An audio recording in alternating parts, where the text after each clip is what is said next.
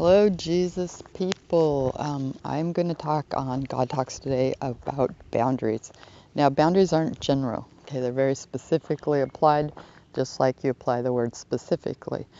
One person I knew had lost her husband several years ago, and she was still using it as an excuse to not talk to certain family members.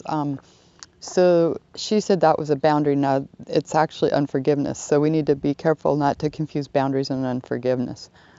Just to cut people off without giving them a chance to redeem themselves or to talk or a chance to regain trust is called unforgiveness. It's not called boundaries. Boundary is more applied on a regular basis. Like, for instance, if someone misjudges you, or they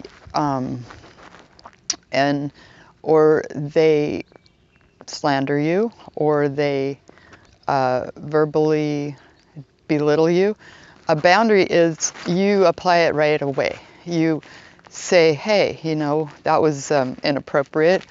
I'd appreciate an apology. A boundary is something you use immediately, and you apply it to a situation specifically, and you stand up for yourself. The word says we correct other people, and that's exactly what a boundary is. It's to correct other people from infringing on us and disrespecting us as people. So we apply it immediately, and the word talks about how to speak to people who are disrespectful. The Bible calls it foolish, and we all act that way at one point or another. So the word says we're to correct them right away. Okay, the word isn't just to love people, which the Bible says, to love people, but we got to understand love also means correction. Like, if you love your children, you will correct them. You don't want them to eat candy all day long. It's just not good for them.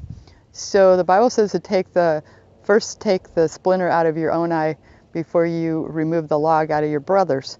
And so when a person is disrespectful in their terminology and the way they're speaking, the word says we're to correct once or twice, okay? It says don't keep correcting, because if we keep correcting beyond that, they'll hate us, and God doesn't want other people, even people that aren't Christians, to hate us. And so we're to correct once or twice, and then our choice, if they still reject our correction, and they don't apologize, is to change the subject and move on. Okay, that's where forgiveness comes in other ways. We need to forgive and move on. It doesn't mean trust. Trust and forgiveness aren't equivalent. If you put your hand into a biting dog's cage, obviously you're not going to put it back in once you get bit. That's equivalent to people that are disrespectful verbally and are hostile or hurtful or angry. The Bible actually says to stay away from an angry man, lest you learn of his ways, and it becomes a snare to your soul. And so when someone is angry, which they're not all the time, but when they are, it says that a righteous man sees trouble and hides himself. So it's actually okay to go away from the situation, especially a volatile one or a disrespectful one, until the person is in a calmer mood. And so those are all boundaries that the Bible talks about, specifically applied to each individual, to each situation, based on disrespect and respect. A boundary isn't something that you completely shut the door on somebody else when they're willing to apologize, they're willing to forgive, and you're just angry. Okay, we can't go to heaven if we don't forgive. The Bible says we have to forgive. It says to love those that hate you, pray for those that persecute you and despitefully use you.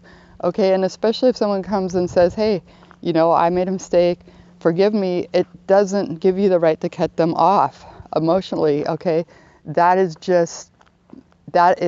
not a boundary. What that is unforgiveness. It's very important to not get boundaries and unforgiveness confused, because then we'll be a very hard, angry, unhappy person. and we'll be miserable, and that comes out of controlling, to over controlling.